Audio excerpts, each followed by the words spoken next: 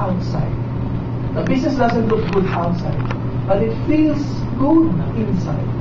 Kahit po kayo, medyo tama yung sinabi niya. Kwento ko lang po. Lailay daw natin lahat. Nung nagsimula kami ni Ronnie, yung paring Ronnie, nasa Bicol kami. Talagang madaling araw na. Talagang nakita niya paano tayo pumrabaho. Kala ko matutulog na siya, bumaba ako sa labi ng hotel. Sa Villa Caceres. Okay, Villa Caceres. Bumaba siya, sinundan pa ako. Kasi kukwento siya. Sabi niya, pray, talagang pinag-pray namin ko. Sabi ko, that's good. Kaya ako yung ginawa ko, pinag-pray ko rin siya.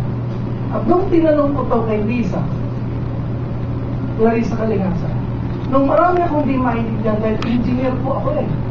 Dinumero po ako pag tumingin ng negosyo. Too good to be true. How in the world will I invest $300 that time? I'll be traveling the world inside and you're gonna pay me $10,000 over and over again. Pag hindi mo ito maintindihan, talagang pagdududa ka. Nung hindi ko na po ito maintindihan na, kaya nga po ang unang kumita dito eh, hindi ako eh. Yung downline ko, unang kumita ng $10,000. Yung tsahin ko public school teacher. Una siyang kumita ng $10,000 in 6 weeks. Ako po kasi 6 weeks, ina-analyze. Siya kwento ng kwento, hindi nag-a-analyze. Kaya may pagka-abnormal po ang business na ito. Tatalunin po ng mga excited na tao, ang mga tao masyadong matatalino. Okay? So, nangyari po noon, hindi ko ito maintindihan, sabi ko kay Lisa, paano ba ito? Alam mo sabi niya sa akin, okay, hindi ko din ko naiintindihan ng Lisa. Pinagdasal ko lang. At ngayon po nangyayari po siya. Nung hindi ko siya naiintindihan, ngayon unti-unti ko na siyang naiintindihan. Bakit iilang tao lang po ang matapang na tumanggap ng hamon na gawin po ito? Bakit po? Kung wala pong tatayo at walang susubok, walang magpapatunay, wala pong gantong karaming tao ang mababagong buhay sa Pilipinas at maging sa buong mundo. Magtitinginan na lang po tayo. So, kaya yun, mangyayari kaya. Pero sinabukan po natin eh. At ngayon po, nakakatabang ng puso. Sila, si Vince, nung una, pulo-pulo din siya. Sabi ko sa kanya, trabaho ka lang. Hayaan mo na lang sa akin ko. Kaya di ba sabi niya, naniwala ka lang sa upline mo. Naniwala siya, kumita siya ng $10,000. Naniwala si Ronnie, kumita rin siya ng $450,000. At ngayon po, sunod-sunod na po tayo. Okay? Dahil pinaniwalaan lang po natin, yung isang bagay na hindi mo pa nakikita. That is faith. Okay? Yun po lang talagang binabayaran na klase ng tao sa business sector. Next, ayan yung tatay niya, ni Aman. Alam niyo yung tatay niya, walang gustong sumali sa kanila nagtuloy-tuloy. Earn the $10,000.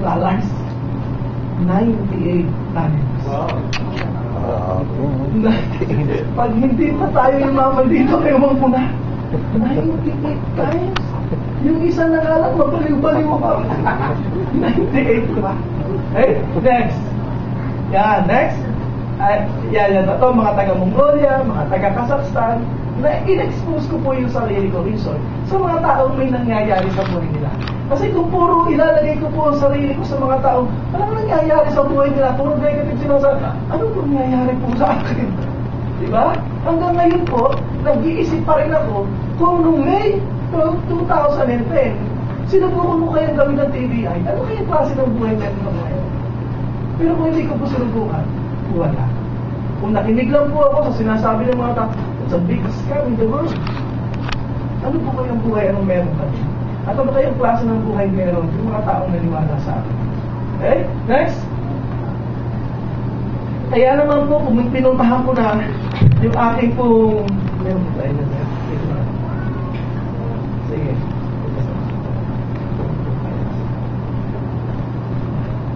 So kanina po, galing po ako ng Infanta Quezon. Galing ako ng Infanta Quezon. Sino po nakarating na sa Infanta Quezon? Napakahirap po ng daan. Tama po ba? Sobrang hirap ng daan. So meron po tayong meeting doon kanina. Nag-post-Christmas party po sila doon. Nagulat po ako kasi napakarami na rin po kami doon. So, puso, sumunod ng po ako talaga dito at di pwedeng hindi ko po pupuntahan ang tindahan. Okay? Kaya lang, bago po ako umakyat, papunta doon, medyo may talagang, kahit po kami ay mataas na sa negosyo nito, hindi po kami bosa. Wala pong ganun dito. Pero, it takes a leader po para po maiparating sa mga tao yung malalim na mission ng ginagawa natin. May challenge po ako, kanina po, nung pagputok ng araw, iba na yung nararamdaman ko. Sabi ko, parang, bakit ganito? Nagdadasal po tayo. Salamat po kay Pastor. Okay? Kasi araw-araw, binigyan po niya ako ng book, devotional book. At yun po yung nagiging guide ko everyday. So talagang kanina, papunta kami ng Infanta, tumawag sa akin yung pinsan ko. Sabi niya, kuya, umiiyak siya. Ganto.